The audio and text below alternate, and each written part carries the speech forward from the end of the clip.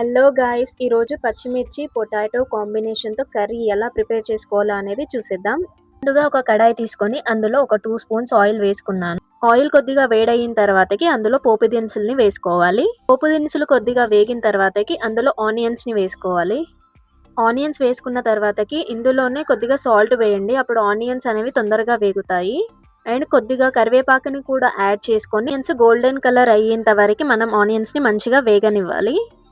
ఇలా ఆనియన్స్‌ని ప్రాపర్‌గా వేయించుకున్న తర్వాతకి మనం ఇందులోనే కొద్దిగా అల్లం వెల్లుల్లి పేస్ట్‌ని యాడ్ చేసుకోవాలి. అండ్ ఇందులోనే కొద్దిగా పసుపుని కూడా యాడ్ చేసుకొని ప్రాపర్‌గా మిక్స్ చేసుకోవాలి. ఇలా మొత్తం మిక్స్ చేసుకున్న తర్వాతకి ఈ అల్లం వెల్లుల్లి పేస్ట్ అండ్ పసుపుది పచ్చి వాసన పోయేంత వరకి బాగా వేగనివ్వాలి. ఇప్పుడు మనం కట్ చేసిన పొటాటోస్‌ని ఇందులో యాడ్ చేసుకొని మంచిగా ప్రాపర్‌గా మళ్ళీ మిక్స్ చేయాలి.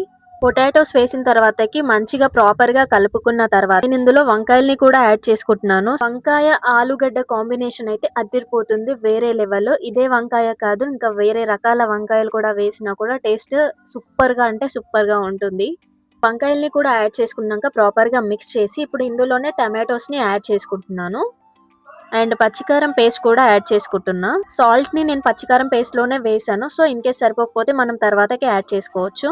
అన్నీ మగ్గిన తర్వాతకి ధనియా పౌడర్ వేసేసుకుంటే అయిపోతుంది కర్రీ. సింపుల్. ధనియా పౌడర్ వేసే క్లిప్ మిస్ అయింది, ఏమనుకోకండి. Thank you so much.